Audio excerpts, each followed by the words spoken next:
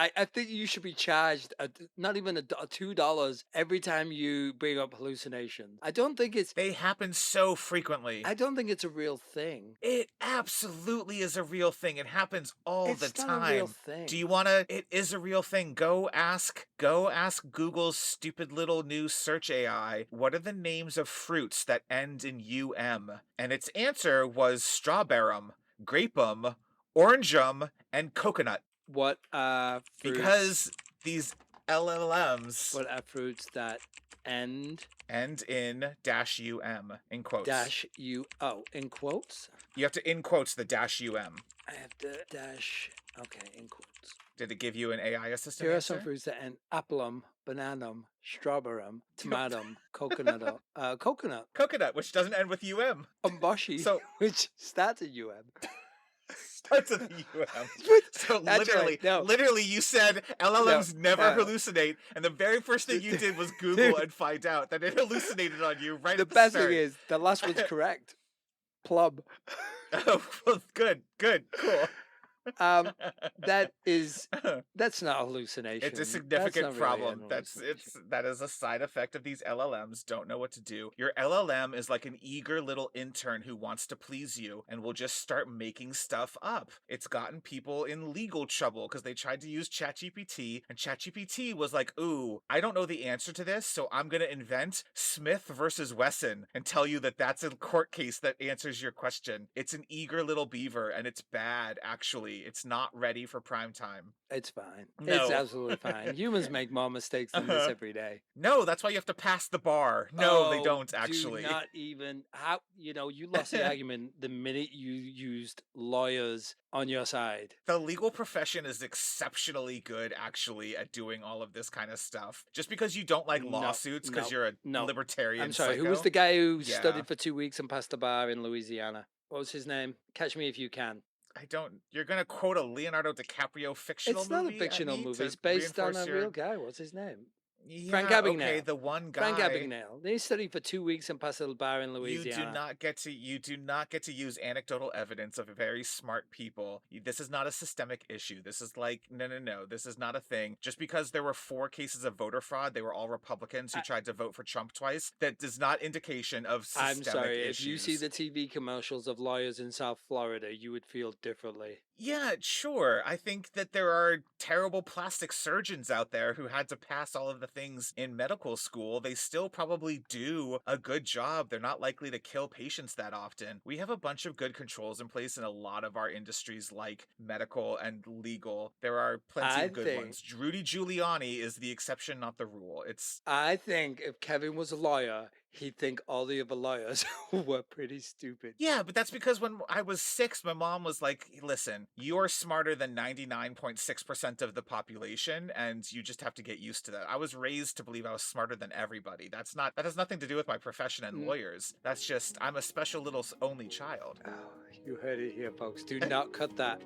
Do not cut that. That needs to be left up for the world to see. Sure.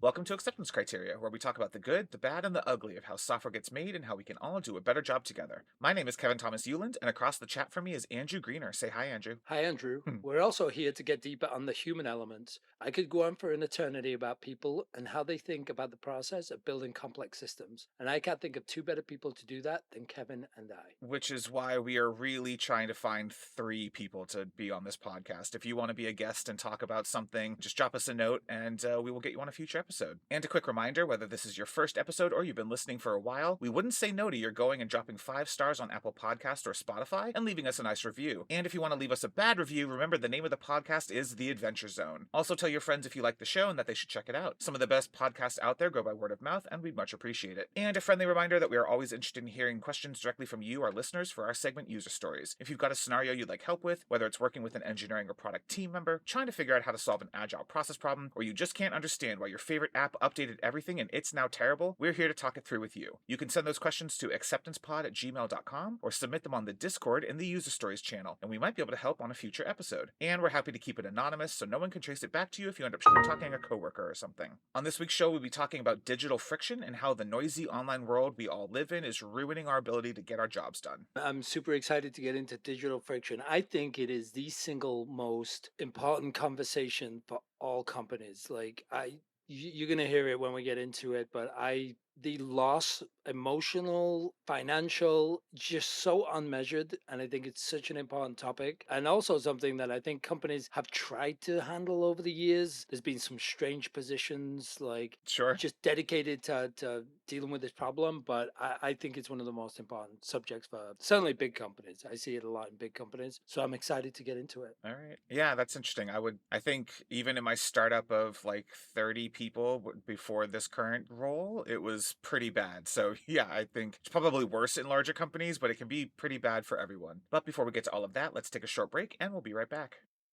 All right, welcome back. This is a segment we like to call Market Factors, where we will talk about industry news stories and trends we're observing. Mostly it's an excuse to rag on bad decisions and argue with each other whether some new piece of tech or process is worth it. So today we'll be digging into the concept of digital friction, something I first read about on this blog post from Digital Workplace Group in their March 2022 post, Stop Digital Friction from Killing Employee Productivity. That Digital Workplace Group article, which we'll post, has a quote from Gartner, and it is... "The unnecessary effort an employee has to exert to use data or technology for work, silently draining productivity and getting in the way of focusing on the right tasks and making the right decisions." I will say, I looked at 2 different articles. Neither of them correctly quoted this Gartner quote, so Gartner, don't come sue us if we misquoted you there. I have no idea, actually, what the real quote is, but the overall essence is there's so much that people today have to be aware of, and pieces of technology that they're using, topics and concepts that they're constantly switching between, that it is basically just killing your brain and making you less effective at your job. Yeah, and I think that's the important piece, right? Killing your brain. I often look at my younger kids and did so with my older boys when they were growing up, was what behaviors am I allowing them to get away with that is hardwiring itself so that when they get older, they're going to be less efficient at something. And you look at TV for one, most people are not sticking their 2-year-old, 3-year-old, 4-year-old in front of a screen unlimited all day, because you got to assume that's hardwiring them, right, to be Sure. a certain way. I actually am concerned that, and I certainly think I feel it with myself, as we get more into the topic of digital friction, I think my brain has become more hardwired, certainly since remote work came in and we start to take more calls throughout the day. And I feel like I have to undo some of that wiring now to help me become more productive again. So does the blog drop any stats? There's always, Gartner always have stats and data, right? There was a ton of stats in this article, and I did my best to trace them back to their origins because I thought a couple of them were a little suspicious. So I will say there's a couple of these statistics which come from vendor websites where they're trying to convince you, like they have those generic SEO articles about like, you'd be better if you did XYZ productivity increase. And really it's because it's a productivity software company trying to sell you on something. So like not all of these stats I'm fully 100% on board with, but you know, we are in a post-truth Stephen Colbert truthiness culture, so it doesn't really matter. Well, the thing I do with stats anyway is I look at it like this. They're going to be off, right? But I just round it in my mind to, is it a number big enough that it's concerning? And Sure. so these numbers I don't necessarily trust. Like whenever, especially when they're like a nice rounded number like 40, I'm like, there's no way it's Right. exactly 40, right? Exactly. But it is enough for me to say that's a problem. Right. So yeah, so some of the stats in this article were there's a 40% decrease in productivity when people try to multitask or context switch. And for those who, I don't know, is there anyone listening to this podcast who hasn't tried to multitask or context switch? But context switching is the idea that you're in the email talking about the client who has this big project that you're working on. And so client A is trying to do XYZ, and then you get the Slack message asking you about client B or project X or whatever it is. And so that context switching is your brain going from, okay, I was trying to think about the client who has this issue, and now I need to fully turn that off, open up all my memory banks about client B and their situation. And your brain is actually kind of bad at that. And it can, ruin your productivity. As it, we'll get into some of the details of like the way that they've measured some of that. But yeah, like we were saying, the stat may not be exactly 40%, but it feels right that you're going to have a fairly significant decrease in your, and productivity is also a word that it gets misused, I think, in like a measure of corporate something or other. Like, productivity is one of those weird ones where like if you focus too much on it, then you feel like you're just an automaton on the factory floor churning through whatever your company needs to do. Maybe my productivity is crap, but I'm really good at the parts where I'm not productive, and I still get my job done within the 40 hours. Like, I don't know that I always want productivity to be my only measure. I want my measure to be, what are my goals and am I achieving my outcomes? And if I'm not productive doing that, that's like a personal thing. I don't love when it turns into like a business thing and like our employees all need to be more productive so we can squeeze more revenue out of them. I don't love that. But anyway, that's a different topic. Yeah, and I think there are probably some positions in the world and people who doing those jobs where the context switch is perfect for them, right? They're making snap decisions. They're the person you go to like, hey, I got a problem, and they're able to immediately switch, think through, got a good process in their mind, good framework for getting that information back to you. And that's great if you're in that type of job. I think for the ones, certainly a lot of the professions that we work with day to day in technology, like that can be a killer, right? Right. It's one thing if your job is, I don't know what the job of a high school principal is, but if your entire job is just context switching, you're simply responsible for helping the math teacher figure out how to do X, the science teacher needs Y, PE isn't doing whatever, and that is your job to context switch. Maybe that's okay. Maybe you've gotten very good at that. But when your job is to actually produce a result for your company, then context switching is actually probably not great because it's distracting you from achieving the outcome and the goal that you're trying to get to by the end of the day or the week or the whatever it is. So the next stat was workers spend 2.5 hours every day searching for the information they need for one of those tasks. And we'll talk about this. The article starts to break down what are the areas of problems, but information overload and where to find information is a huge blocker. And if we have all of these different sources that we're trying to comb through, and so now like 2.5 hours out of your 8-hour day just looking for the information to do your job, that's pretty bad. Yeah, and it brings up the point about when I do actually manage to scour through the 20 years of documentation, now I'm at the mercy of the person who wrote the document too. And Sure. let's be honest, depending on we're context switching, we're doing each other's jobs at times. Depending on who it fell on 5 years ago to write that document, I could be getting Right. not a great version. I could be looking at product requirements written by a very technical person who maybe shouldn't have been writing those product requirements in the first place. So Right. I am at the mercy. So the search can be bad, but then also the results, which is Sure. that person has gone. Now this is all I have to take the next step. So And so then you switch from the Confluence site to the SharePoint site to go and see if there was a PowerPoint that was ever yeah, created, which gets us to our next stat, which is 68% of workers toggle between apps up to 10 times an hour. There were some other stats somewhere about like the crazy number of apps that people are using. We'll get to that later. But like 10 times an hour, that's what, once every 6 minutes, you're jumping between different apps. And that may not be a full context switch, but that's a lot of software that we're using to try to solve the complex world we live in. So the next stat was it takes an average of 23 minutes to get back to a task after you get distracted. Yeah. And this one, I believe, comes from a company that was monitoring actual like desktop software usage and noticing that when the person was in app A and then jumped over to email or jumped over to Slack and did something else, when they went back to software A to try and resume their task, they were noticing delays and getting back to that kind of stuff. Yeah, and if that doesn't scare people, like start to do the math, right? If you're distracted 3 times in the morning, you lost an hour.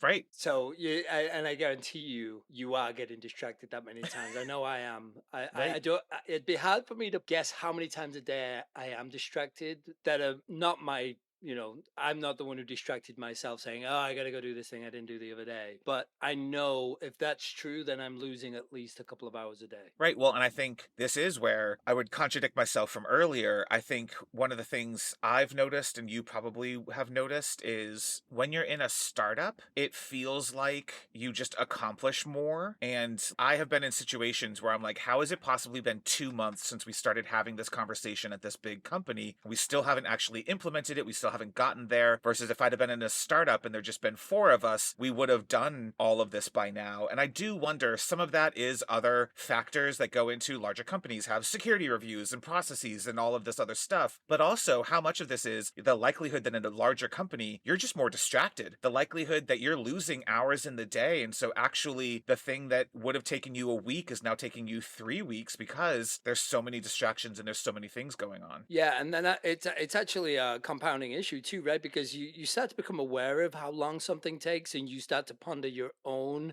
piece in that. Where you're like, well, am I part of the slowdown? Like these guys Right. feel like it seems like they want to go 100 miles an hour. Am I the slowdown? So then maybe you start rushing decisions. Maybe you're making decisions, Right. not to the spirit of your original thinking on a design. Like that it has this compounding effect where there's just a mental, I feel like it's a mental trigger almost. Like I would think a lot of people with imposter syndrome, and I don't know if we need to provide a definition for imposter syndrome, but essentially that is where you start to question your own abilities and start to think, hey, maybe everybody's going to figure out I don't know what I'm doing. But Right. I feel like this sort of behavior and this sort of culture can be those triggers for those people where they start to have feelings of worthlessness, where it's like, hey, I'm the problem here, right? When actually they just exist in a culture where anybody would struggle to be optimized. Right, absolutely. And part of that is going to be the next stat, which is the average office worker spends only 3 uninterrupted minutes before being nudged, pinged, and disrupted in their day. And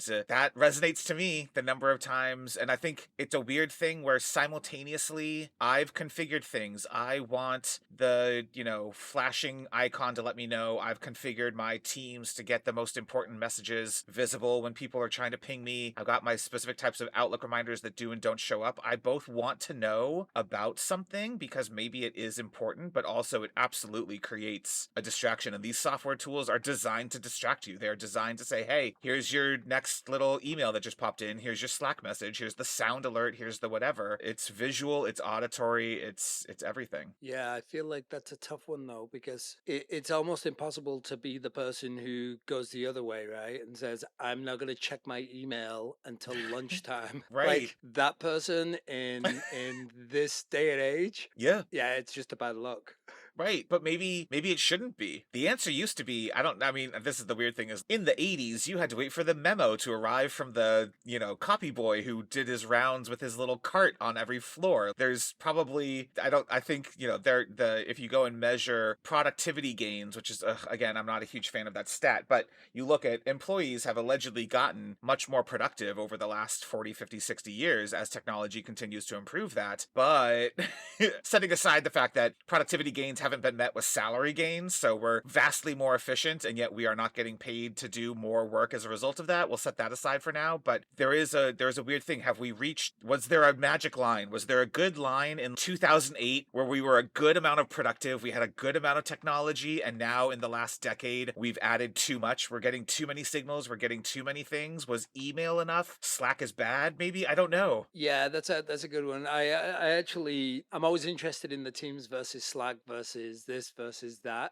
Sure. And I'm kind of like, I think I'm a little bit, I'd like to be closer to that line where I'm like, they're all bad. They're all evil. Sure. We're talking about the lesser evil here, but they're all bad, right? I know how it's changed my behavior, thinking I've got to reply within like this amount of time because it's a message. I even get people occasionally pinging me on other communication channels telling me to check my Teams. Right. That happened this week. That happened when I pinged you in I Discord know, on our that's personal exactly what I'm Discord. talking about. Hey, can you read this IM in this platform and check your IM in another platform? Yeah, that Yep. happens to me. Yeah, it's because you're bad at Teams, but that's all right. That's the world we live in. It's too much. It's like 60 Sure. different people because of all the different combinations of those people. Mm-hmm. So yeah, Teams probably has a few features missing, right? It drastically does, yes. And then there's all the Teams channels in there that I'm supposed Right. to keep up with. Yep. So it's like the RSS feed, right? I'm just reading RSS feed all day, but I'm expected to reply to some, but I don't want to jump the gun, so I got to go do some reading. So then I'll put a little note to say, this is what you're going to read tonight before you go to bed. Sure. Well, and it's also, it is, so we got into a situation at like 1 or 2 companies ago where we had to get really good at, like, Slack was not a system of record because Slack would move on too quickly. And so you had to get good at, like, actually going and saying, I'm going to go create the ticket, the page, the separate note, the whatever it was, because I wasn't going to be able to find your question 3 days later. So many more conversations would have happened. So these communication tools they're not providing any. Slack and Teams need to do a better thing about flag this message and remind me to follow up in 2 days. Like, it's not a good system. It's not designed. We'll talk about this in a little bit, about how these systems keep trying to add features. I don't know that what I'm proposing is good, but it's a stream of information, and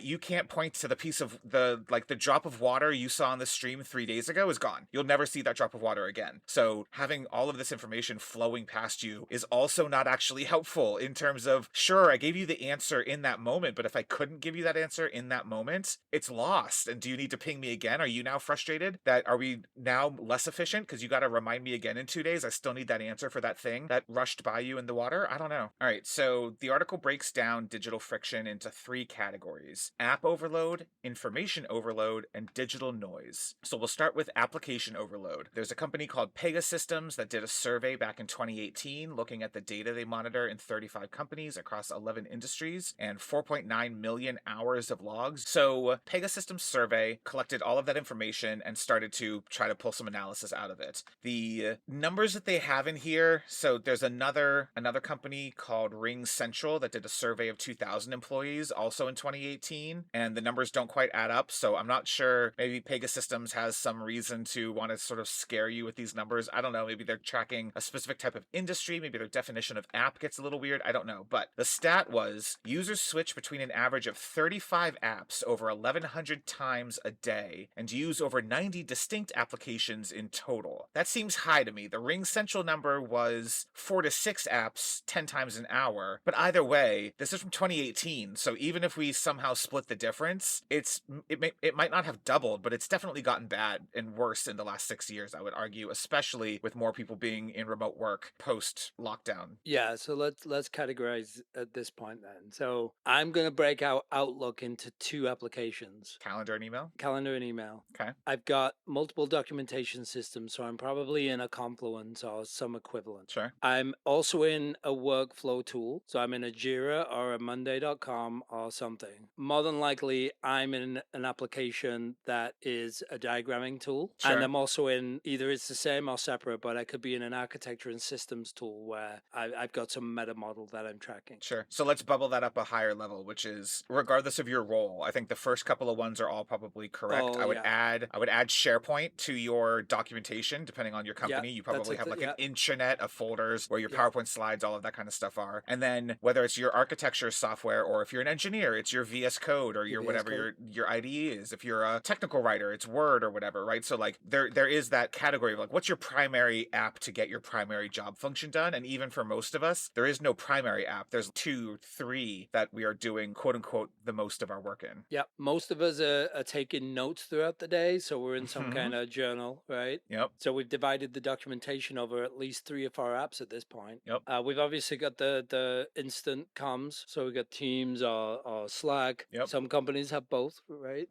Yep. SharePoint, I'd argue, SharePoint is often multiple apps too, depending on your role. Right. Excel, PowerPoint, Word. If you're Yep. Google Suite, it's the equivalents in there. Yep. Yeah, which brings in, depending if I'm a weird flavor of PMO, I can be in my project management tools on top of my Mhm. sort of agile tools as well. If you're in a professional services organization working with clients, a lot of the times you get pulled into whatever tool the client uses. Yep. So you might use Office 365 and Word and PowerPoint, but your client uses whatever, Apple, Google, whatever it is. So now you have 2 versions of all of those apps. Yeah. Yeah, so I don't know that we've reached 35, but we're definitely higher than the 4 to 6 from Ring Central. But you're also in your homegrown apps as well too, right? So Sure. if I've got 10 apps that are spotting our gigantic infrastructure and architecture, and my level dictates or my role dictates that I'm switching between a lot of those, that can be high too. So I could see how it could climb into the 25 to 35 apps fairly, yeah, Yeah. for a lot of different roles. Yeah. And so then one of the other parts of that survey was the analysis was the users who had more apps had a 28% higher error rate than those who were using fewer apps. And 28% is one of those weird numbers where it feels low until you realize that's 1 in 4. So like 1 in 4 tasks you're going to mess up the more apps you're doing. That's pretty bad.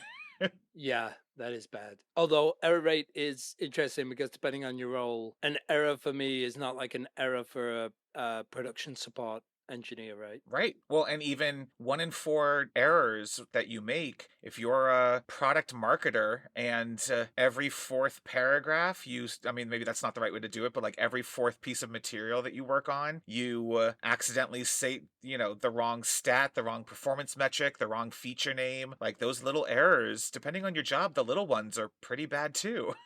And that's the sweet spot for AI, right? I mean, productivity. Like, I think we'll talk about I AI think and that's where it's being information pushed. overload. I don't want to say I'm favorable to it. I think that's one of the places where it's being pushed is for people like that. Sure. I would like it to stop hallucinating so that you don't have to undo the weird thing where it just invented 4 new features because I thought it would sound cooler. Makes it more realistic because there's plenty of people at work who are Just hallucinating. inventing features and selling Oh, them directly to clients. yeah, I've seen lots That of is apps with invented features. ChatGPT is a sales guy. Yeah. So I think we're going to talk about the other categories, but first, just like focusing on application overload, I do think I want to talk about just like what are the root causes of this, right? So I think there are weird situations where you have, especially the larger organization you get into, when you're in smaller companies, this is easier to manage to a degree, but when the larger your organization gets, the more likelihood it is that in January, some team is like, oh, this is the problem we have. We can't really do it in Excel, so let's go get a Monday.com board. And then, unbeknownst to them, in March, another team has a very similar problem and is like, oh, we can't do it in Excel. Let's go get a Miro board. And then all of a sudden, you're working with both teams in June, and you now have 2 more apps added to the list of apps you need to juggle and jump around through. The larger organizations that you're in, the more likelihood you are to encounter this application overload through a thing that's solvable, actually. Like that you could solve, right? Like, I don't know. Yeah, this is probably the EA's biggest nightmare, right? Enterprise architecture. Yeah, enterprise architecture. This is one of their biggest nightmares, and it continues to be a nightmare long after even at the executive layer the company has recognized that happens. Like changing the culture, and it can be the new guy coming in who's sort of tied their previous success and their comfortability to a product where it's like, well, actually, to give you some credit, what you built in that product is valuable, but the product itself is not necessary. You could build that in anything. Right. Or it's I want to build this in house, and I'm going to build something that takes 6 months instead of just getting this piece of open source that does it better and cheaper. That explosion of technology is absolutely, this is one of the breeding grounds for that type of culture. I've seen it. I've seen it most frequently at the PMO level. So I think Monday.com is a great example where I'll hear little silos that have their own little PMs that are disconnected from the executive or the enterprise PMO, and they're like, yeah, we just started using Monday.com, Right. and somebody puts in their credit card and they've done a good job of it, but it's like now as somebody who's inheriting that or starting to work with them on an enterprise project, now it's like crap. Right. And Right. the worst environment that goes from being a tool problem to an ego problem pretty quickly, and you can spend a lot of time on the phones trying to negotiate with 2 different domains about the process and the tools and what should happen where, and it's just the weirdest soup, the weirdest stew that you should never have to deal with in a company, right? But unfortunately you do. Well, and I think we'll talk about possible solutions later on, but I do think this is one of those areas where if a company can recognize that this task switching, this context switching, this overload of information, if it's bad, if the stats earlier are bad and we value the efficiency of our people trying to get things done, then are you measuring the negative impact of having to hop between these 3 different tools, or does someone need to compromise and be like, yeah, okay, Monday.com can't do the one one feature that Miro can do, I need you to suck it up and work around the fact that you're not going to get Miro as a license, or you're going to force the Monday.com people into Miro, but maybe Miro does, like, one way someone has to compromise somewhere, because you have to evaluate whether or not the pain of the compromise is greater than the pain of the lost efficiency and lost productivity time and the stress on the people's minds doing all of this switching. Like, no one's doing that level of evaluation of vendor capabilities and putting it in the context of, well, you both can't keep your vendor, because that's actually worse for the entire organization. Yeah, and I have a couple of thoughts on this. One, I don't think in all of my years I've ever seen a company that understood the true damage of digital friction, right? They Right. know it's there. Some of those companies even celebrate their culture as if they are lean, right? They're complete blinders, right? Right. Absolute blinders to it. It was like, we're lean, we're super efficient. They're tracking some of the operational cost, but not nearly enough to tell the true story of how inefficient they are. I'd hasten to say that it's almost like ignorance is bliss for a Right. lot of companies. They don't want to recognize that there is a problem. Secondly, on that last point you made about like the vendor collapsing, for me, I'm sort of a big fan in that scenario when you fully recognize like this is apples and pears, right? Like we're talking about productivity tool. This is not impacting our revenue. Like this is not picking one or the other does not decrease productivity. I want a dictatorship. Right. I don't want a democracy in that situation, right? Yep. Like for me, that's an easy look. I know the migration's tough, but one side of the world has to do it, so you're doing it, right? I don't like this feeling in companies that, well, everybody's argument needs to be heard. If you all agree that you're not losing money and productivity is not going to be lost, then shut it down. Right. Which I'll give credit to IT, and when I say IT, I'm talking about in places where IT and software are not the same organization. I do like the fact that IT give you a date, right? They'll negotiate a date that they're shutting something down and then they shut it down. I actually think IT are much better at retiring things than software engineering organizations. I think there's much more. Usually because that's an easier, like, vendors have to give you you don't have to start paying us until March 15th because we will have a 6-week implementation plan. It's easier for them to do that. But I also think IT guys are just generally assholes too, right? Like in a Sure. good way, in a good sense, like because I think they're more likely to be sensitive to this type of study. I think IT Sure. probably are more aware of like loss of productivity, right? I think engineers, I don't know. I think on the software side, even including myself, I'm not picking on engineers without being there myself and having done this myself. I think we sort of introduced this elitism and this complexity and this my productivity. It's like, that's bullcrap, right? You like this app because you're comfortable in it. You picked it. You used it at your last place. You got vendor bias. I've managed to kind of kill that. I think for the last 10 years of my career, where it's like I'm not getting anything out of these vendors, like right, Right. like this There's no kickbacks to me. yeah, Right. nothing comes back to me. So it's like it has to be about the productivity and it has to be about the bottom line of the company. Right. And then you start to realize like, yeah, why am I fighting for this vendor? Well, and I think that often gets into, okay, so we did the evaluation. It's maybe engineers also get used to, like, okay, we compared Postgres and MySQL for our needs, and so therefore we picked the one that did the most of what we wanted it to, and then we knew we were going to then just build something on top of Postgres that did the extra 10% that we would have to do on our own. And so you get into these situations where it's like, how many times, to the comment you made earlier, like how many of the apps that we're using are internal apps that someone built because it was really frustrating that when we whiteboarded, we couldn't do X, Y, and Z. So we wrote a little internal app on top of Microsoft Power BI or whatever, and now it does all of this stuff. And it was like, oh, okay. Or 5% of the time you could have been just frustrated with your Miro board and sucked it up and gotten over it. But instead, you all spent $1 million of engineering time writing something custom somewhere. And now this is another thing I have to go and learn and switch into just to work with your team. No, shut up. Yeah, it's like for anybody old enough to remember the A Team in the 80s, they'd always build some piece of shit contraption, right?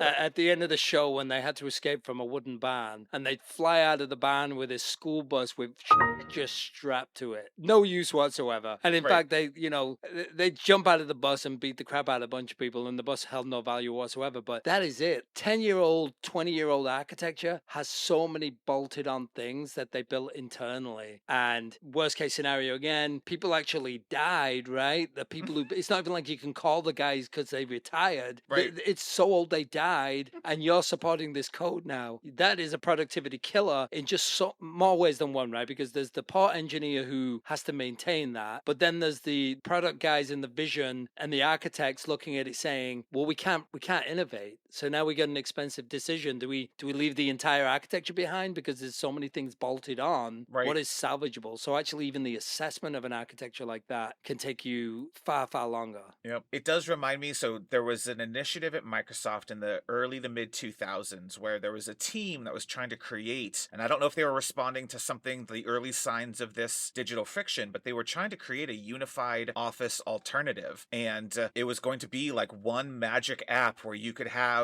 word processing, spreadsheet, email, calendar, presentations. Like they were trying to put all of the different Office app capabilities into a single application. And it's unclear. They never got far enough to really start to talk about too much of it publicly, but there were early signs that there were some interesting gains of being able to just like have a spreadsheet right in the PowerPoint presentation and like being able to have all of that get unified. And politics killed it. So I have no idea if it would have been successful or not. It got killed off by the head of Office who didn't want somebody encroaching on his territory. But it's interesting that there have been, Microsoft of all companies allowed a number of engineers to spend a couple of years trying to solve this in the early 2000s. I don't know that that's actually a solution. I don't know that I actually want my email, calendar, Word, Power, like I don't know that I actually want all of that, but it was interesting that they were trying to do that. Similarly, the thing that turned into Windows Vista, originally called, the codename was Longhorn, was trying to bake everything into the operating system. So there were early demos of what Longhorn was going to be that had like, there was no Windows Media Player. Your file system, your Windows Explorer just played the video or the MP3 file or whatever it is. Like there were no apps. It was everything. The operating system was doing everything, which is wild considering that was post the antitrust suit where they got screwed for baking Internet Explorer, the web browser, into the operating system. They were still trying to do it with all of the other things. But again, it seems interesting that I don't know that they're successful. Like I think we're going to talk about later possible solutions to app overload. Reducing the number of apps by moving functionality into unified things doesn't actually seem to be a winning strategy, at least for Microsoft. I'm not going to hold Microsoft up as the most innovative whatever, but Google didn't go down this road with the Google Suite. They've got individual apps that do specific domain functions that they need to do, but it is contributing. I don't see how it would help me. In fact, I'm Right. thinking you've locked me in a room with all of my distractions at once. Right. Now it's like I've got a doc on the go, a PowerPoint on the go, and a spreadsheet on the go, and I'm cycling between them like my browser tabs. Right. Yeah. I'm not sure it's an actual solution. Yeah, it's like, now time to put 15 minutes in on the spreadsheet. Oh, time to Right. put some time in on the Word doc. Yeah. Yeah, it's funny in a way. I actually prefer to go the opposite direction and try we've locked every single other app other than this one for an hour. This is all you have for an Sure. hour because it's like I wear a Pavlok to wake me up now, and it actually gives me an electric shock, right? To wake me up. Yikes. Yeah. Okay. But this would be like the Pavlok for engineers, which is, you told me you wanted to be in Visual Studio Code between 10 and 12. That is the only application that will load right now. Sure. That is guaranteed to keep me focused for 2 hours in Visual Code. Yeah, it's weird though, because right, like think about that though. My assumption might be wrong, but if the things I've talked with engineers about, you don't need to remember a ton of your code these days. You know the pattern and you know what Stack Overflow thing to go find. Now that you have Copilot, you probably just ask it for the template. Like how much of your job as an engineer was actually being in Visual Studio and a browser and just like going and being like, what's the pattern I should go and use? Quick Google a thing, figure out what the code pattern is for this thing, and then you go and spend 40 minutes taking what you learned and applying it and writing a bunch of new code. But you are bouncing at least between two apps as an engineer these days, and I wonder if that gets in the way. No, but that's just a feature in my app, right? It's like, Sure. hey, I need these 3 apps for the next 2 hours, and that's the only 3 you can open, right? It's like, Sure. hey, I need to do all of my Teams messaging, but the whole time I'm doing it, I'm really gonna have to be focused on the documentation and as I'm cycling through, and limiting myself that way. I don't know. I kind of like that idea better than sticking all 20 in one application and saying, Sure. hey, behave differently now, I'm not Right. sure that would change my behavior at all. Agreed. Well, and again, that gets into our comment earlier about the person who doesn't reply to you on Slack for 3 hours. You're like, what's up, buddy? What's going on? Why aren't you efficient in our new digital ecosystem? And that type of thing. All of a sudden, you're not going to hear from that engineer for 2 hours. And what if you're trying to troubleshoot the bug for the client and they're the person who had the right? So like, it's a weird thing, right? When you were in an office, it was easier to go and actually physically interrupt a person. And if you're remote, that gets. Are you allowed to have overrides? No, it's not. Well, you would definitely have you need the override feature for an emergency if you got called. Depending on your role, if Sure. I got a product support issue, I got to override. But also, I mean, take it to the next level, which is now my alert in Teams and Slack is they're in concentration mode, right? Sure. And so the only way for you, because it might make people think twice too. If I often ping Kevin through the day, and I'm like, I know he's busy, and I know it's painful, and sometimes I might not ask you a question because I'm very sensitive to. He's probably in a meeting. He's probably screen Right. sharing. He's probably really focused, right? But if I had that little thing that you had said, I'm concentrating for the next 2 hours,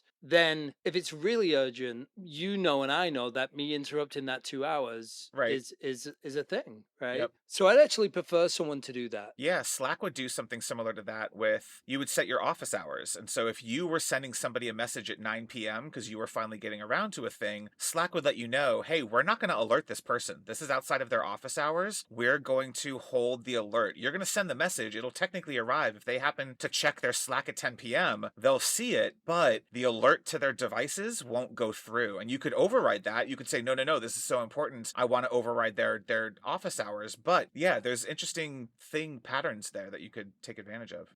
Yeah, I think it's interesting too, though. You had mentioned something earlier. I think companies need to do a better job when they're onboarding, knowing what's in your suite, right? And this is not easy. Like I'm not gonna say this is easy for companies and humans to change, but there's a lot of productivity things that you can do in your current suite. Categorization. I color code my meetings, for example, just a small Right. thing. But Yep. how many people color code their meetings? So I have a certain category for one-on-ones and conversations that are informational, different color for design sessions. And it's just a visual indicator for me, like, can't move that, right? Can't Right. move that. You mentioned that you have some productivity things that you do around reminders, and Microsoft Stack has automation built into it today that most of us have access to be able to say, if I get a message from Kevin Newland and the subject includes or the content includes blah, then that should send me a text message or it should have some other action, right? There's a lot of automation tools. Nobody really knows they're sitting on those things. And no company really onboards you and says, by the way, we've got 100 templates. We've got this automation team that's a productivity specialist group that has put these things together for you, a bunch of templates that you can just turn on to make your day more productive, make your communications better. That I think is the hurdle. All of those tools are great. They are not easy to set up. And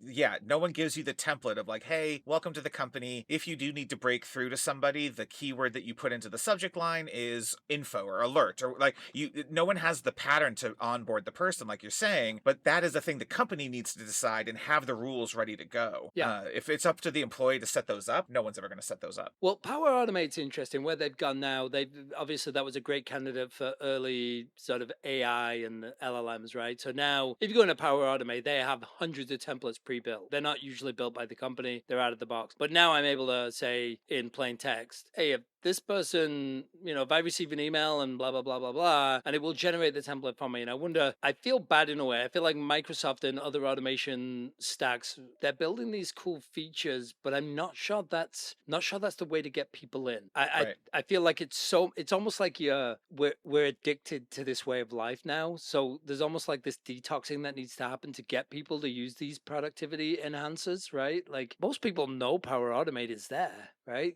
Surely. Do they? No, I don't think they do. All right, so a lot don't, but I spent the Right. last maybe 5 to 7 years sort of pushing Power Automate to people and saying, hey, by the way, you're sitting on top of this really cool automation stack that Sure. ties in with your email and your Word and all your Office tools. But I know as soon as I'm gone, they are never using that thing, right? Right. They're addicted to the chaos. Uh, To spend the 2 hours and I, go I learn think something that's new to increase their productivity, they don't have time to do that. They're too busy. They look at it when they're not as busy. sure. Yeah. I think saying that they're addicted to their chaos is a little It's implying a level of, yeah, I don't love that phrase, but Okay, fine, but yeah. no, I kind of like the phrase because it is like I feel like we all get a little bit of a chemical release when people say, "I know you're really busy. I know your calendar's probably worse than mine." Sure. Most people have a little bit of a, oh yeah, people appreciate I'm busy. That's good, right? Sure. But the reality is that we should not ever feel that as a positive that you can't get on my calendar. That is Right. poor planning by me. Right. That It's is true. embarrassing, and we should not reward my embarrassing behavior. Right, that is true. All right, so the second factor that goes into the digital friction is information overload. The article talks about the multiple systems that we have. So we've talked about Confluence versus SharePoint versus where all of these different places, Monday.com boards, whatever it is, your information to do your job lives in these silos of information. And now that stat was you're spending 2.5 hours a day searching for the information you need and trying to figure out whether that spreadsheet, the PowerPoint, the Confluence page, the Jira ticket, what have you found? Is that even the most up-to-date thing? Is it the right piece of information? How much are you poking around trying to find all of that? And I think this relates to the back end of the last conversation. I've been places and brought in productivity tools or enhancers, as I call them. And it's almost so much effort to get people to appreciate what they are and to commit to them. You can sort of die on that hill, right? You're like, man, I got to go convince a whole organization that we're going to do these things. So the hurdle to getting into them has to be easier. Right. I think we're starting to see some good solutions in the AI space. Like you can now feed your entire information stack into AWS, for example, and Sure. it will build search functionality and introduce a large language model interface in where it can say, hey, tell me about the connection of the BCS and the KLM projects, right? And it'll do a good job of coming out and looking through that information. But it takes companies years to even do things like that, where you say, hey, by the way, I can tie our Confluence into AWS and a large language model. There's Sure. still a hurdle with the company to actually do that. And there is I'd be curious the not, I don't know what the right word is. It's not quite legal, but the how what is the relationship with AWS and how do I guarantee one that's a giant transfer of petabytes of information in some cases of the last 17 years of your intranet and your Confluence and your Jira and all of that kind of stuff. They have to somehow the transfer cost of all of that data into AWS, and then is Amazon guaranteeing that your information doesn't train the generic LLM? And now LLMs are bad actually at not revealing information. You can phrase a question to find out what the other person's company's secret is by what are the technology security controls in place to make sure that you're not training Amazon's general LLM model with your data. You're getting your own LLM model trained just on your information. And then also LLMs still hallucinate. So Yeah, until yeah, we've yeah. solved that. So if I'm building that architecture, AWS is not putting my data out there, right? That's one thing. Okay. That's private. The terabytes of data on the ingress isn't the problem. The Okay. egress of people using it, which is a positive, because if I'm using it, then it means I'm getting usage. My users are finding value. So my charge is generally on the egress from cloud anyway. But is that true that like Snowflake charges you to take data out of Snowflake? Is Confluence not going to charge you to read the API call and pull out the last 17 years of Confluence pages? Yeah, well, actually, on the Confluence side, I don't know if they're charging me to pull that data out. There is actually native connectors in the cloud, and I'm not sure. I'll stick with AWS because I know for a fact they have a Confluence connector that can Sure. pull the data over. Depending on, I'm not really sure on what Confluence is, what their hosting methodology is. Like, I assume it's on one of the big clouds, right? But so I wouldn't be too worried about the cost of the data transfer into my own cloud, whether the model is running. Okay. I will say this about the search. Even though LLMs are bad at the search, I would still argue that the AI is better at the search than me after about 20 minutes of frustration. Yeah. It's linking pages versus me going to the search bar in Confluence and No. That writing. part yeah, Yeah. that part I get. It depends on how the model is structured to give you answers, right? So if it is what Google's doing now with their crappy AI that's replacing their search engine results, and they're having an LLM read all of your pages and stealing your content and then giving you the Google result as an answer, and you now no longer get your website the traffic because Google for free read your content and consumed it and then gave the person the answer. And so if you want to have your website have ad revenue, Google just stole your ad revenue while presenting your information to the user. And worse, it's an LLM, so it hallucinates every once in a while and it gives you bad data. So it's one thing if the AWS Confluence integration is somehow minimizing the likelihood that the hallucination is going to just invent the summary of the page and instead is going to try and like read the page, understand the context of the page, and then try to give you, we think this is the best link. And here's the summary of what's in the link, why we think it's the best one, but you need to click on the link to actually get the information. We are not going to try to, it's a difference between like what Google is trying to do is give you the answer. Do elephants have memory and can remember individuals that they go and,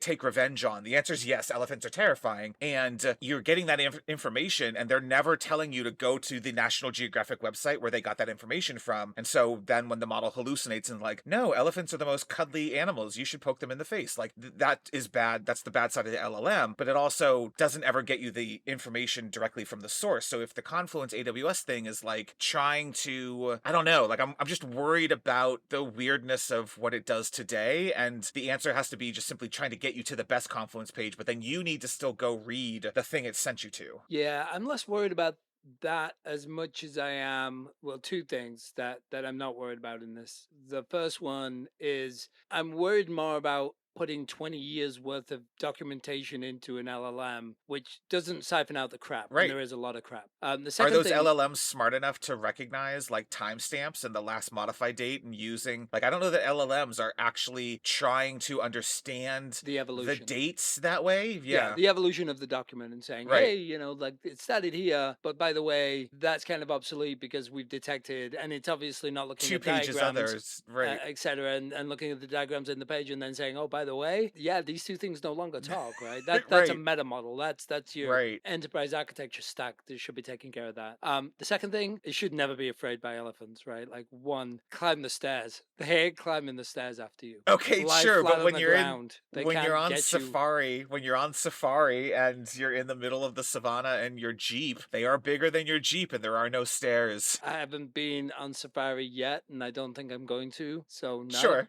there's never a time when I'm afraid by an elephant. That is fair. I'm just For our saying. listeners. Yeah, Could have okay. picked a scarier animal than an elephant. Elephants are terrifying. If you don't appreciate how scary elephants are, they are murderers. They will absolutely stomp you into the ground. You have no chance. There is no chance you survive an encounter with an elephant. There was a bear in Russia that ate a woman, and she phoned at the beginning of the attack, and then she phoned multiple times through the hour that the bear was eating her. What? And you're scared by an elephant. Yes, because the elephant is going to gore you with the tusk and stomp you to pulp. You won't have time to call Isabel. I'm sorry. There's a million reasons why I would rather die at the club foot of an elephant. I'm sorry.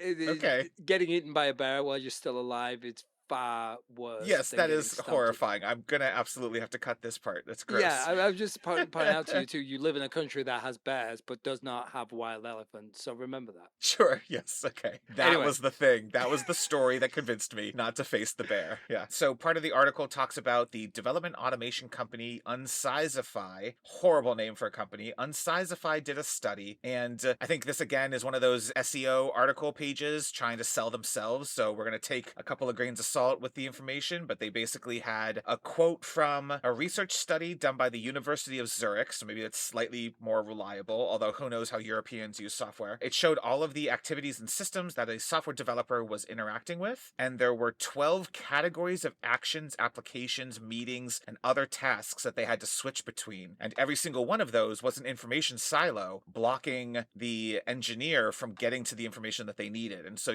they literally would watch the engineer go from like app to app looking for the information that they needed to go back and do their job. And it was just a fascinating list of just all of the types of things that you have to go and hunt and peck to figure out, was it a Slack message where the person told me what the requirement was because I don't see it in the Jira ticket, and just bouncing around trying to find the information you need because there's too many sources of information and truth these days. Yeah, that happens to me multiple times a week. I can think of when it happened. I've actually been in meetings one on one with people, and I'll ask them to drop something in chat, and they don't drop it in the chat of the one on one. They drop it in the chat of a conversation outside of the meeting because Right. they sort of look at it and say, "Well, this meeting's going to end, and then you're going to get on with your life, so I'll drop it in now." And it makes sense to me. I'm like, oh, okay, but it's already a hurdle, right? Meetings we haven't talked a lot about. Meetings are broken. America, Yes. world meetings are broken. They are just wrought with all the nasty and evils of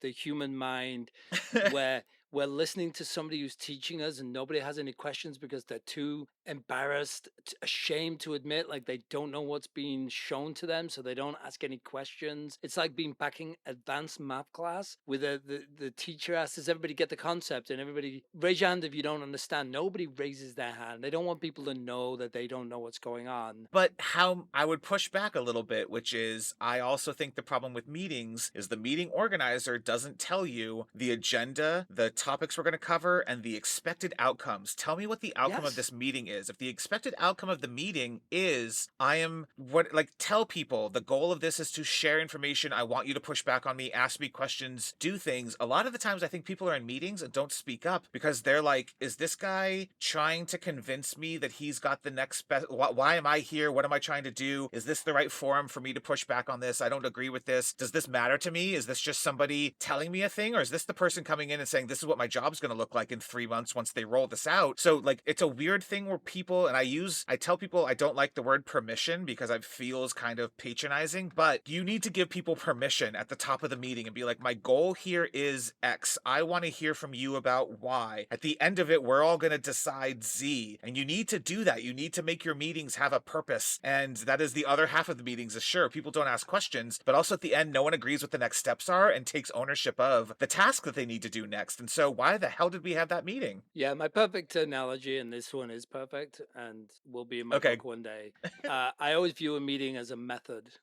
Yes, you've tried to describe this to me. Yeah, you see, I don't need to. You already remember it, and that's why I say it's perfect because it just resonates with people. With engineers. It's got input, and hopefully there's a result, right? Like, Sure. to me, absolutely correct. And actually, some places, I know we brought this up in our previous episode. I think in Germany they had done action meetings. I read about this in a few years ago, where too often people were apt to say, let's take this one offline, and Germany was like, no.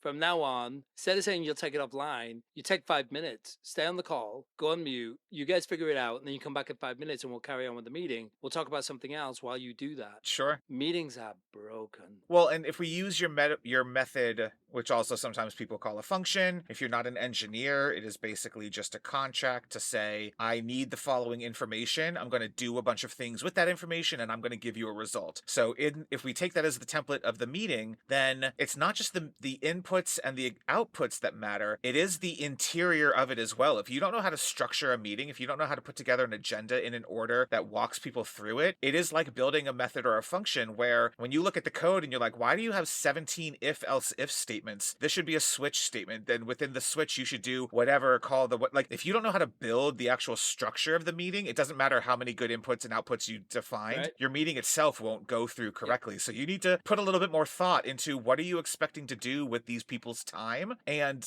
lay that out for them at the top. It feel like I think people get so hung up on, oh, that's process and I'm going to feel like a taskmaster and all this red tape. And it's like, no, you are setting clear expectations. People love clear expectations. They want to know what is going to happen in the next 30, heaven forbid, 60 minutes of their life as you're trying to get to something. Help them do that. And also, how many meetings get off topic? How many meetings don't know what the topic is or don't have a structure? And so the thing that you should not talk about until bullet number 4, because you haven't talked about bullets 2 and 3. And then when people bring up bullet 4, you need to be a taskmaster in your meeting and be like, no, we haven't covered the important things. That's off topic, or we're going to cover that later. Or you also need to be, if you're the meeting organizer, you need to be a little bit of a dick. You need to be a little bit of a like, that is not the purpose of this meeting. That's a great question. You should figure that out and we can have a follow-up. I don't want to do the take this offline, but maybe that's a diversion we will have. I will have us have that diversion after we've talked about bullets 2 and 3. Like you need to be in charge of your meetings and get the most out of them, be a dick.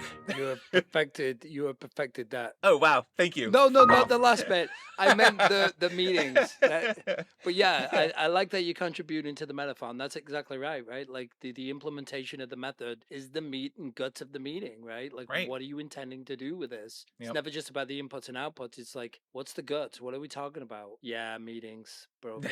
But and again, it's the challenge is that it can break really productive people too. If you're in a culture, an environment where these things don't happen, it's difficult to maintain that velocity yourself. It's difficult to try to be productive yourself. Yep. And that's normalization of deviance. That's the beginning. You Sure. recognize nobody cares. These meetings suck. I've already wasted 3 hours today in meetings. Why am I bothering? Why is the Yep. 15 minutes of efficiency that I bring gonna help anybody, right? It can be tough. Yeah, it's tough living in dysfunctional environments. Yeah. For new listeners, normalization of deviance is a topic that we covered in episode 22. So if you want to know what Andrew was just talking about, go back and listen to that episode. So so the final piece of digital friction is digital noise pollution. So you can consider whether these apps are doing their best or possibly their worst, depending on your point of view. But all of these different apps are also trying to get their information in front of you as soon as you need it. And that's just making a noisy world. You're getting the Slack or the team ping, your email is notifying you, your phone is blowing up. All of these things are trying to get their information to you. That's why every browser, every website on every that you go to now tries to have your browser send you notifications, and I click block every single time because I don't need the browser-based app also trying to notify me through Chrome. Like, I don't want that either. But that noise pollution is leading to these distractions and to your inability to focus, and it's ruining your brain. The blog post talks about human beings are bad at dealing with this noise overload, this flood of information. The brain converts that into stress. Like, it is just designed to not react well to this much information. And so when you're stressed, that also reduces the effectiveness at your brain at performing other tasks. There's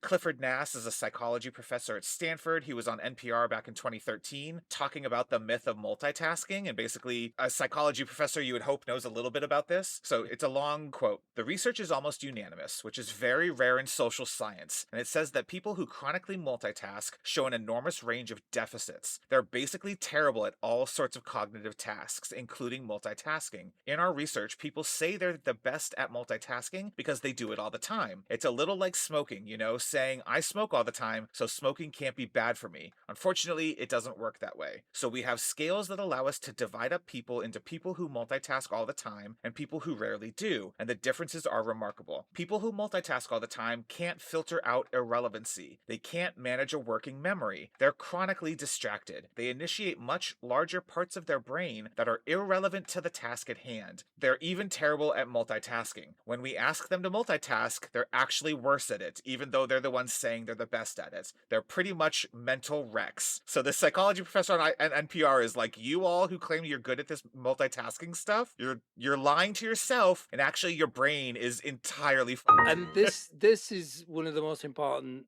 I love that you included this, because this is the point that I'm trying to get across about. I think people's mental health since COVID, for many reasons, has suffered, right? Like, not being around people is just stressful, right? For people who Sure. enjoy being around people. I do think the stress that people are under I think it's more noise pollution now, more Yeah. digital noise pollution. I think that stress is actually much more serious, and I think we'll figure out in 10 to 20 years how serious it is when we start to see real health issues from burnout, where the Heart Foundation comes out and turns around and says, hey, guess what? Over the last 2 decades, people are dying on average 2 years earlier from heart defects than they were for the last 100 years, right? Like, I actually think the stress that's being caused by noise pollution in companies is drastically underestimated. Yeah, I would agree with that. I think it is not a thing. You have HR, and this is not really criticism of HR, because I don't know that HR is empowered or enabled to solve this kind of thing, but HR will have the mental wellness programs and the health. They do the things that are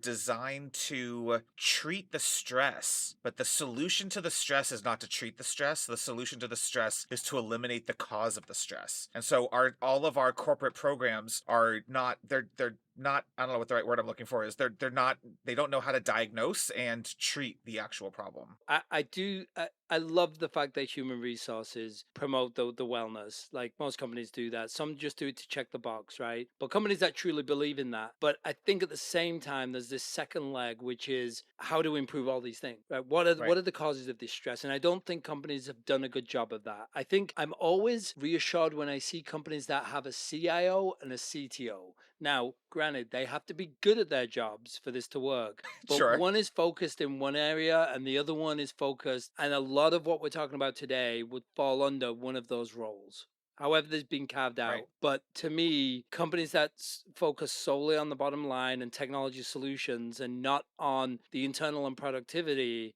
yeah, to me, they suffer from higher stress rates. I don't have any science to back that, but that is my impression. Sure. Well, I mean, this blog post seems to be trying to collect some of that science and those stats to try and help people evaluate. And it does seem like, so let's get into what are the alternatives and solutions Yes. to this? Because how do companies need to try to adjust this? And so the blog post writer, Rob Ryan, sort of suggests that the blame lies with the corporations and the fact that, like we were saying, you have these various mental health and wellness programs. That's great. But if your company isn't trying to address the root problems of the noise and the digital friction, then they are basically missing the mark. And he had a couple of suggestions. I don't know that I love all of this. There's some stuff here. So he suggests an audit of your company's tools and when and how they're being used by teams to try to find those opportunities. So go and find the Monday.com and the Miro board and the Confluence whiteboard and pick a winner and reduce the app overload. If we think about the three categories of the cause of this: app overload, information overload, and digital noise, what are the things you can do to address each of those? And,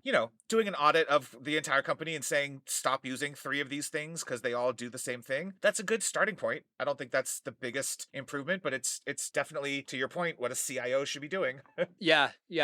And actually, I love it when you and I are proved right by people whose jobs are actually focused on this. Sure. But yeah, I'd say that's just one of many, right? I do think Right. I do think the internal tools, like, we keep picking on the project management and agile space, but they're the easier wins, right? Where it's like Monday.com versus Jira is not going Hmm. to break our business. It is not. So it's Right. easy. And yeah, the migration might be tough, but it is not going to kill our business. And there's many, many of those things that I think in big companies you can get rid of. But I think that's a good example of it's kind of similar to your blog post on build versus buy, which is we're just fundamentally having the wrong conversation. So when you're evaluating Monday.com versus Jira versus ClickUp versus whatever else, what you're not taking into your framework of evaluation is not taking into account digital friction. And so when the team who needs the extra feature, they don't like that Jira is so engineering oriented, they really just need a simple thing. All of those things are part of their evaluation criteria, and it makes them say, I get that we have a Jira license, but we're going to go with the Monday.com board because it does X, Y, and Z. No one's taking into account from an enterprise-wide perspective digital friction and saying, okay, great, is the benefit to you greater than the digital friction, the negative, right? So there's a positive number, which is the benefit to you, and then there's a negative number, which is the digital friction. If the positive number genuinely, if the difference between Monday.com and Jira is so drastically positive for you, it can absolutely outweigh the digital friction negative. But that's a pretty hard case that you better do a really good job. And I don't think IT,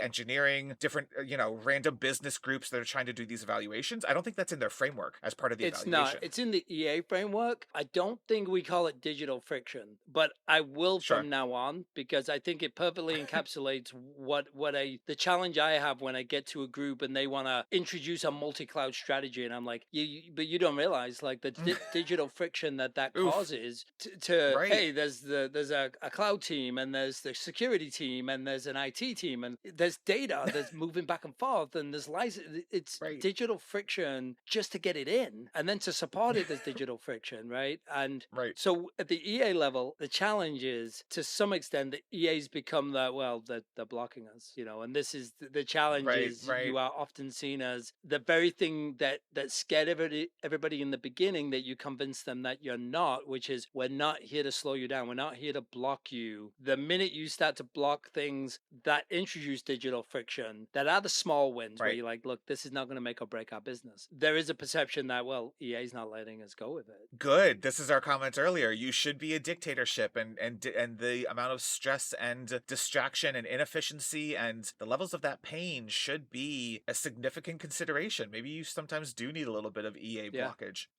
Oh, you make it sound like That constipation. sounds a little gross. Jeez Louise. I mean, For anybody who wants to be an enterprise architect out there, just you are the Yeah. X-Lax. thank you. I did like one of the things. So as part of that evaluation process, I liked the blog writer, his suggestion of having what he called an outcome driven design, which sounds very product managery. So maybe that's why I like it. But the idea was, as you're doing that audit of your internal processes and tools, make sure that you're focused on what's the outcome of this process, what's the outcome of the tool that we're trying to do. And I think that's what we were saying is when you're trying to build up the evidence of why Monday.com is going to give you the better outcome, you need to be focused on what are you actually doing? Are you evaluating this because I just used Monday.com at my last job? I feel like we're picking on Monday.com. It might be a great tool for whatever you're doing, but I used tool X at my last job. It was so easy. I know how to use it. I'll get us set up really quickly. Look at all of the features it has. And like your evaluation isn't necessarily a critical analysis of we have the following 4 problems in our process. We need to achieve the following 6 outcomes as a result of that. Do these tools do that? And if the answer is Jira does achieve all of those outcomes for you, just because you're more comfortable on Monday and just because you would be able to set it up quicker is not a significant enough reason. So having that focus on what are you trying to get out of it and using that as the lens that you evaluate things through will give you different answers. I will offer a defense of the people too. You just sort of reminded me of why a valid reason why people will go off and pick their own tool that doesn't make or break. Right. And quite often, certainly this is one of the reasons, control. We control our instance Sure. versus the Right. corporate challenge of, well, it takes 2 weeks, right, to get anything done over Right. there. And that's valid. That's another problem in a different category I think we get to. Sure. But again, you're diagnosing the wrong, Yes. you're treating the symptom rather than diagnosing the underlying problem, which is the inefficiency of that Absolutely. I'm not process. saying that right, but it's something Yeah, yeah. that is valid. It's a valid concern that you have to address. The second one, which Absolutely. is sort of related, is the implementation, right? It's bringing up, yeah, these 2 products are great. These guys who run it are super efficient, but it's configured in a way that is not conducive for us, right? We Mhm. do want to go and create 250 custom labels and fields, but we're actually being told we can't. We have to fit into this corporate design of something. And that is a challenge too. So the more you sort of out of the box start to customize something, the more teams will then say it's too noisy. They actually are pushing back on the noise pollution of a system, right? And saying, we can't work in that. Well, and also they're pushing back on, I think this goes back to our conversation with Mayor in the HR episode. I think that was episode 14, where we were talking about they have all of this HR technology that they are expected to implement because it's going to solve all of these problems and no one to implement it. So now the answer is you need to pay the vendor an extra $20,000 for their implementation services, or you need to go with the vendor that you know how to implement. And so there's this weird thing where you're not getting support from engineering or IT or whoever it is as part of that choice to actually get it across the finish line. I can tell you that those $20,000-$40,000 bills for professional services from your vendor have looked more and more attractive to me over my 3 decades, because the alternative 6 months in, when you realize like the guys who are winging it and learning on the job and the thing they deliver in the end and the number of iterations you go through over the next 2 years to fix that ends up costing 5 times more, 10 times more. Right. And to your point, it feels like control, and that feels good that, oh, well, we are the ones who can implement it. We will have the control over it. We will do it. But you need to ask yourself, great, in 9 months, who's going to then do the next phase of it? Do you have support to do that? You might have gotten a little bit of IT support during the initial purchase, but who's going to be there in a year when it goes bad? And so again, yeah, don't make the short-sighted control-based argument when you don't have any support from the rest of the organization to maintain this for you. So the next thing I wanted to talk about was sort of the earlier conversation. There have been situations where company solutions to this is unification, right? So again, going back to that HR episode with Mayor, Oracle, Workday, and SAP have created these giant monolithic systems. And I don't know if their goal was digital noise reduction necessarily, but a side effect and a supposed selling point is, isn't it great? All of the things that you need to do HR wise, every employee just has a single place to go to do all of these things. But the alternative is they don't do any of those things very well. And it's the same thing with Atlassian. So Atlassian has Jira and Confluence, and they're trying to be this one suite of tools so you stay and live in the Jira Confluence ecosystem and you don't have anywhere else to go, but they're bloated and they're full of a bunch of features that get in the way and slow you down. I don't know. I don't know what the solution is, right? It seems like on its face, Microsoft Teams is the same way. Microsoft Teams is like, I'm your calendar, I'm your video meeting place because calendars are full of meetings. And then the chat that you want to have to log all of the to-dos in the team, sure, this should be the chat app. And then we're going to have all of the SharePoint files that you're sharing in the meeting. Like it becomes this giant Uber app to help you manage everything, but now it sucks at doing all of the problem is I get the goal that they're going for, which is unification on its face feels like it's good and it's reducing the digital noise. And maybe it is reducing the digital noise a little bit, but then every app does everything poorly. When you're everything to everyone, you're nothing to no one. And so I don't know, the solution is great. Then we have 6 different apps. We have the chat app, the file app, the meeting app, the calendar app, the mail app, and now we have digital noise. So is there a happy medium? Like what we've tried both. We've tried unified apps, they're bloated and they suck. We've tried 14 different apps, it creates too much digital noise. I'd argue, Is there a solution here? yeah, AI and the demise of humans, right? Because Atlassian, Jira, and Confluence, I would argue, out of the box, they're 2 of the best pieces of, well, Jira is one of the best products ever written. I love Jira. I love the fact that they All right. made the Jira query language, so the API Yep. feels like the user interface is using the same GAQL that I can go to. And I remember sitting with a CTO who's very frustrated in the aviation space, and I showed him the JQL, and he was like, "I've been in this for years, and no one ever showed me the JQL." And he's like, "This solves Oh all no. my problems." Like the Oh reason why I've no. wanted to move away from Jira is solved because you know about JQL and nobody else here does, right? Like I love Sure. Jira, and I love Confluence on day one. The minute you Sure. let humans in and someone's like, "I used to be a Jira admin," then Right. it dies, and it's right Yeah. after day one. And how much of that again goes back to the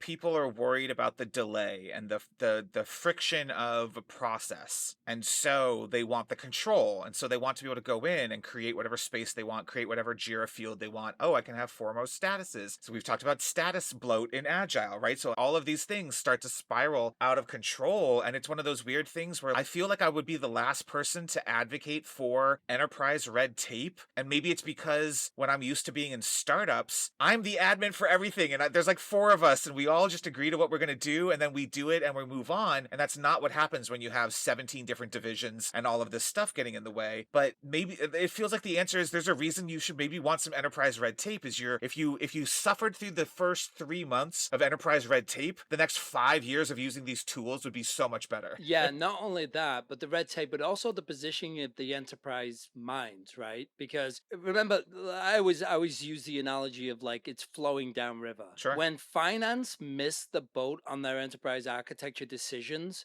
that actually will often flow down to systems like Jira, and it becomes a field. Like, hey, let's add a Right. new field because the finance guys need to be able to figure this out from the work. And it's like, well, actually, the problem really started up here. It Right. was the way they sort of do their reporting, or how we track. And to me, yeah, Jira, it's just one of those things. If you ask 3 people to build a workflow and even the boards, you'll get 3 different versions. And very quickly, 6 weeks later, there'll be new statuses. Because they was like, well, Right. what about on the Tuesdays when James always takes a half a day? Let's add a status for that. That's James's out of the office status. It gets crazy. The number of custom fields, it gets crazy. Yep. And Confluence is the same way, right? Yep. All of a sudden, rather than saying, no, we're going to create a section of here called the feature hub, and every new feature just gets a page, and then you can put whatever you want underneath each page, but you are going to adhere to a hierarchy of information that we have set up. You need a couple of Confluence dictators to actually say, it's not an open space for you. You can have your personal space. Your personal space can be where you take all your notes, do all of your stuff, but if you want it to be shareable, I'm going to lock your personal space down so you can never share a personal space page, and therefore you must put it into a hierarchy we create. Again, I kind of want to be a dictator about a couple of these things. And how is the first thing that big companies not do when they get Confluence? Create a bunch of templates, the blueprints, and say, say, Right. whenever you create an architecture decision record, it This is looks how like it this. Click this button. It's even going to exactly. put it in a little list view for you on a homepage. Yep. How is that not the first thing that happens in Confluence? Like, hey, we got Yeah. Confluence, but you can't access it for six weeks. Why? Because we're building all the blueprints that you're going to be using Right. because we don't want 18 versions of your ADRs.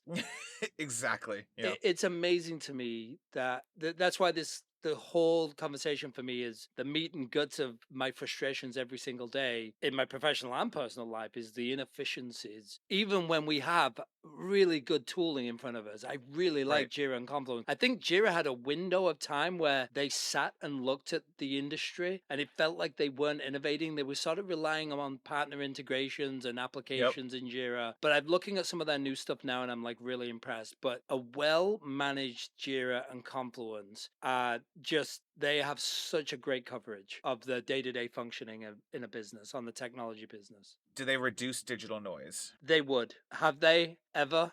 I Sure. would love to hear from somebody, a call in, an email, a message to us, for somebody to come on and tell us whether they've worked somewhere with Jira and Confluence where they reduce digital noise, because that person should be given an award.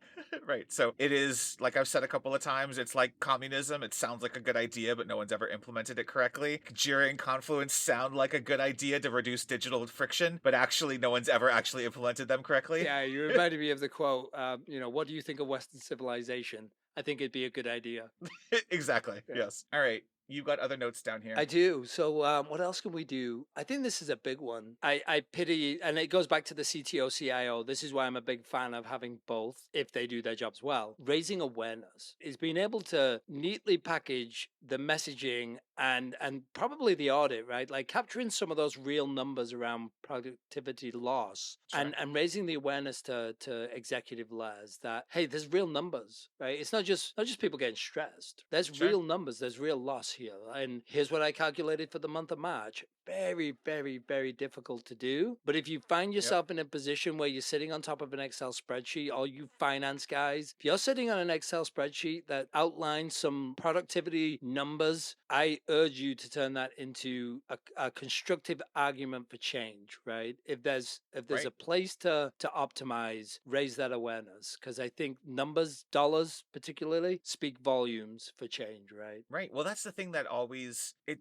there's so many opportunities where the answer is unfortunately you are not going to get people to make changes because it's the right thing to do for human beings. You're going to get them to make changes because it has a financial negative or positive impact on them. And so it feels slightly cynical, but the answer is go try to figure out what the dollar impact is to all of this. If you can go and figure out the measurement of, don't measure the fact that you are losing 2.5 hours per week, measure the fact that when you multiply that by everyone's salary, that's $30 million a quarter. That's the number that's going to, they don't care about people. They care about the $30 million a quarter. So find the argument that will resonate with the decision makers. And hopefully maybe you work in a company where they do care about the people, but 9 times out of 10, sorry to say, in this system that we have today, the answer is, oh, that's really unfortunate. We will put some better wellness programs in place, versus when you show up to the meeting and you're like, you idiots are losing $30 million a quarter in inefficiency. That will get the change that you want. It sucks, but it's probably true. Yeah, I totally agree. And it's difficult for me because I'm not a big fan of humans, right? But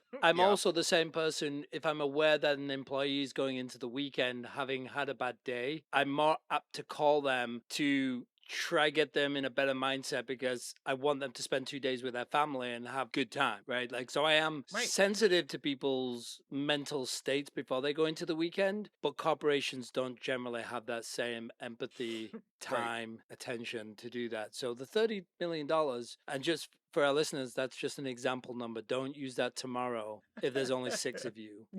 Exactly. You never know what your chief engineer might be billing out at quite the high rate. Yeah, if you can tie this to a number, a dollar number, then I think that will go a long way to getting your projects Yep. for productivity enhancements, and people's stress levels could hopefully be a side effect from those productivity enhancements. People's stress levels can come down without you having to actually directly do anything, and it will potentially take time. long time, but I certainly think you can gain momentum too. Because when people, I know we always like to think like, again, as leaders, like we're great, we've got culture and people in mind. But I think when people see a roadmap that is actually laid out for that, where it's like, well, hopefully this is going to make all your lives easier, I think you can gain a lot of Right. momentum and support from people who are like, well, I'll have a piece of that. I Right. want to help you on that project. It helps me, but it helps others. And does that smooth over the sorry, we're going to turn off Miro? You're all now either picking between Jira or Monday.com. Sorry for our Miro users. Like, Yeah.